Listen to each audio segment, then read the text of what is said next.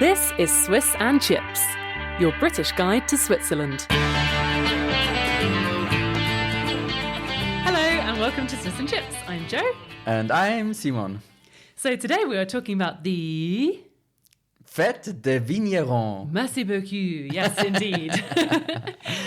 So you've probably heard about this, but maybe you don't know exactly what it's about. It's been in all the newspapers, it's been on TV, I've seen posters about some kind of festival to do with wine. Well, I think it's quite interesting how this topic came all together because you just said probably you've heard about it. So I've never heard about it and I didn't read about it so far. But you said, well, it's everywhere. I said, well, I haven't heard about it. I haven't seen it. I'm not sure. Maybe this is also quite a thing if you move to another country. I think you are more aware of big events happening and so on. You're constantly looking, what is it? What's up? Where? And so on. You know what I mean? And then when they say in the newspaper, this is a very traditional, classic thing, Swiss stuff everyone knows about, then you assume, oh, this is great. But I don't really look so much out for these things. So they just happen. I'm sure I would have heard about it if we would have waited a little bit longer, I guess. But yes, the last time, I think it's once per generation, they say, right? Yeah, it's a once in a generation event. Oh my God. Yeah, so it's Better like not miss every that. 25 years or something. It's not allowed to take place more than 5 times every century. Okay, so yeah. And last time it was? Last time was in 1999, I think. Okay. And yeah, so I can't remember. I have no idea. Although I was 18 years old by then, but I haven't heard anything about it. So I was quite surprised that it's such a big event.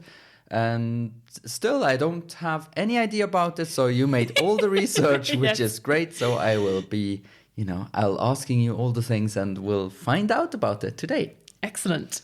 Well, yeah, it's funny that you say you've never heard of it because, as you say, I've seen adverts for it and I've read about it and I thought, what is that thing? It's billed as this massive traditional event that you can't miss. And I thought, I've never heard of it. And even from the name, I'm not exactly sure what's involved. And a few people have also mentioned it to me and said, oh, yeah, that looks really exciting. And I think somebody asked about it in our Facebook group as well, right? Yeah, the thing is, that's how it came up to me in the first place, that Peter Freeby? I don't know how his surname is spelled, so let's call him Peter. Okay, Peter, thank you very much for the suggestion. He suggested this topic, actually, and then I thought, what's that all about? So, yeah, and thank you very much, Peter, for the suggestion, and everyone who doesn't know the Facebook group, join us. It's called Switzerland for English Speakers. You will find it either on Facebook or you go to our website, which is called swissandchips.com. Exactly. So, and now tell me all about it. What is this Fête de Vignerons? So, it's basically a festival that's celebrating this tradition of wine growing that exists in the around Vevey in the French-speaking part of Switzerland. Okay. It has a very, very long history. It's estimated to have begun in the 1700s. But today, what happens is basically a giant show every day, which you can buy tickets for.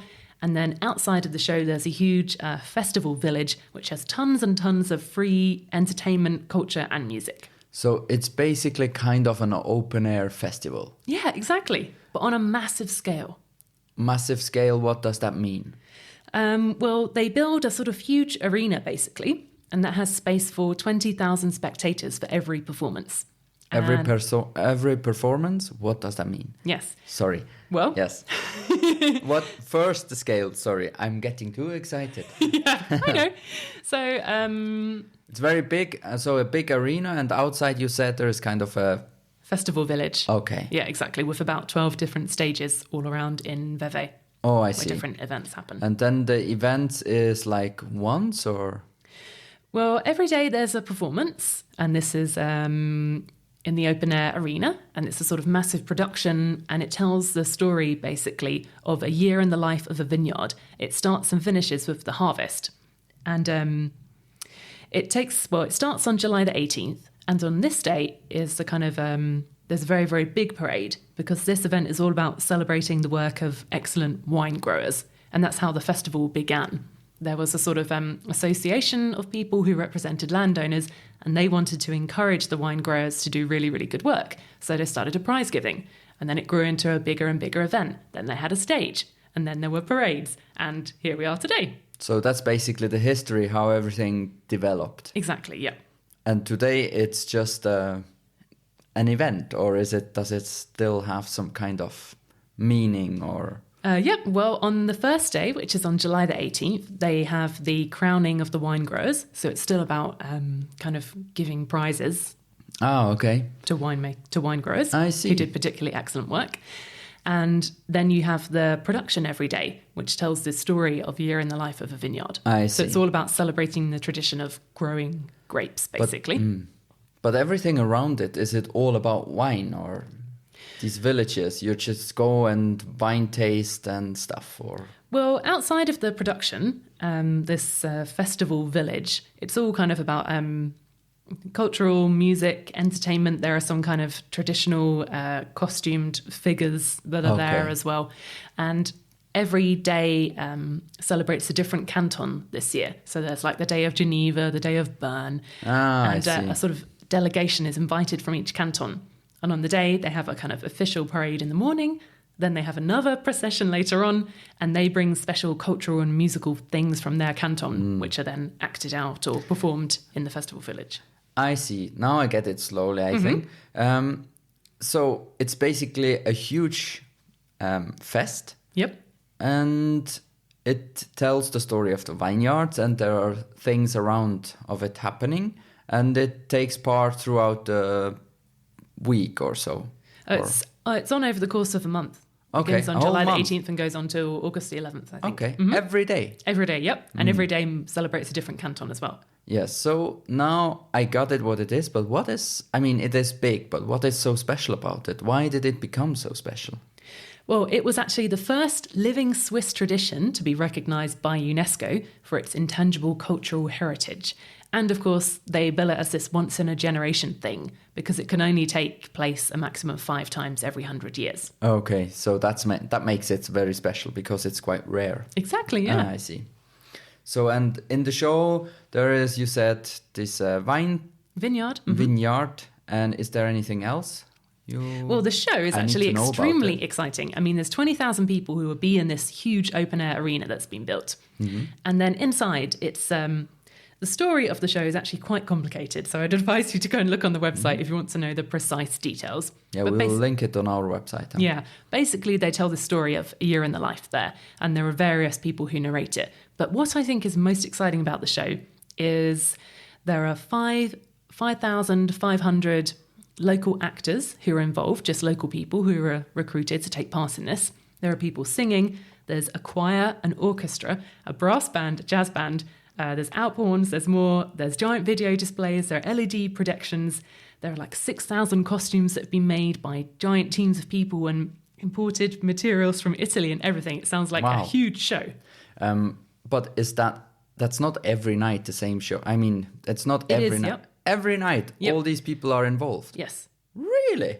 I think so. Probably. Every day the show is on. Sometimes it's in the afternoon, sometimes in the evening. Ah, okay. It's kind of like a massive people's production. A bit like, the Olympics opening ceremony. It's that kind of thing. I see. But now there are different types of these presentations or these ceremonies. Because you said it explains the whole story, right? But is this all in one show? Or is it... Okay, so it's every day the same show. Exactly. So if I buy a ticket for mid-July or starting August, it's the same show. Yeah, the show is the same.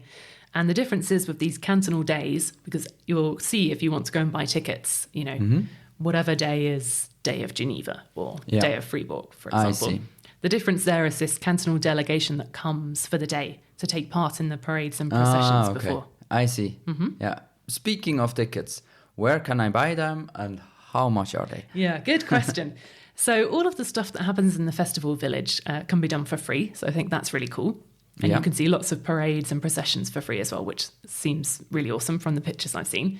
You can buy tickets online, basically. We'll put a link on our website. And you can buy quite cheap ones for 39 francs, which have a kind of restricted view, or you can buy top end of the range at 359. And everything in between. Yeah, I think depending on the view, probably. I think most of the tickets seem to be about 100 or so. Okay. For an average kind of seat, it seems. And I asked before, but from when till when is it again?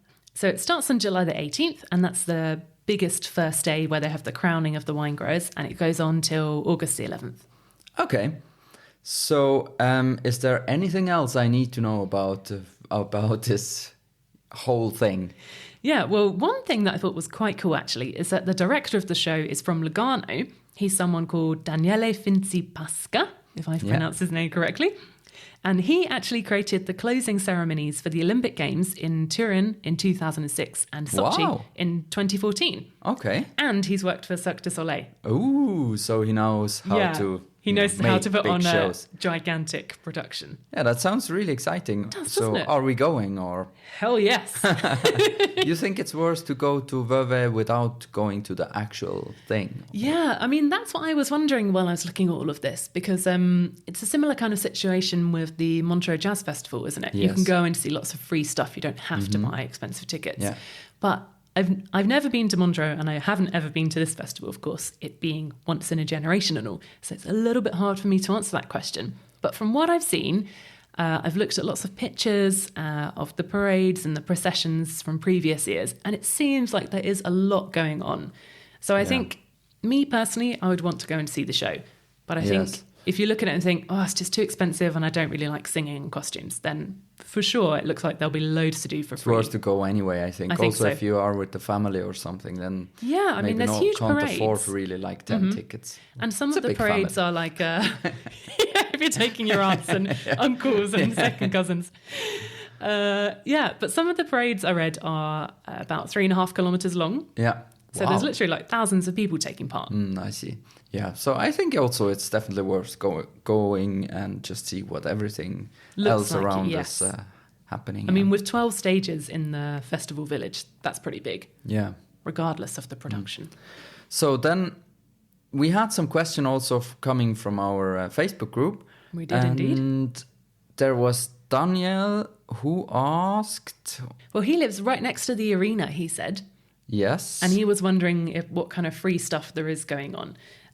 So like I said, check out the stuff about the festival village. The website is actually available in English as well. And they have tons of information on there. So you can have a look through it, and there's a map of where all the different stages are in the festival village, which is free to go to. So, I mean, if you're living right next to it, I don't think you're going to have a choice, really. And also if you're going. If it's on for a whole month, I think it's good to just go and have a little look first days, and then you will know where is what.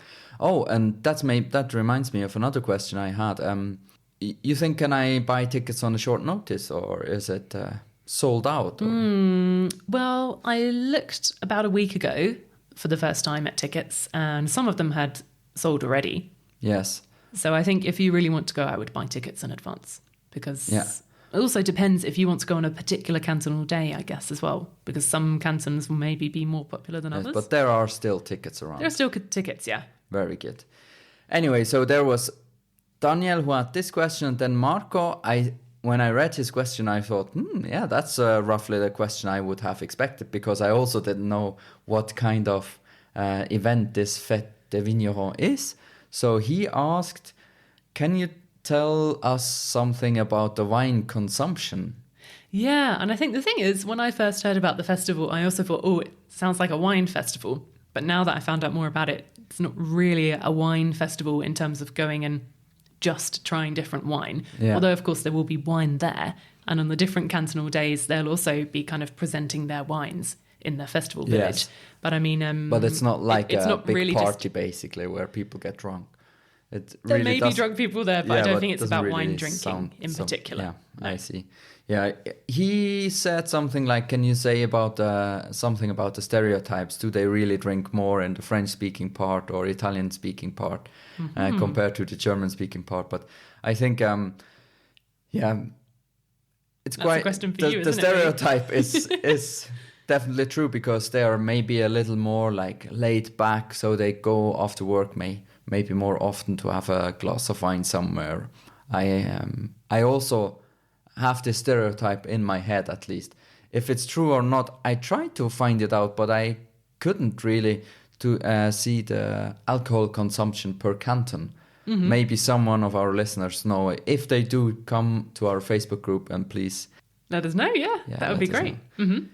So that's it, basically. Yeah. We know everything, when it's on, how much it costs, and what it is. Yeah, and if anyone is planning on going, please let us know. That would be super exciting to hear if you've bagged yourself some tickets already. Yes, and also afterwards, maybe you can tell us how it was or share some pictures. That would be nice. awesome. Cool.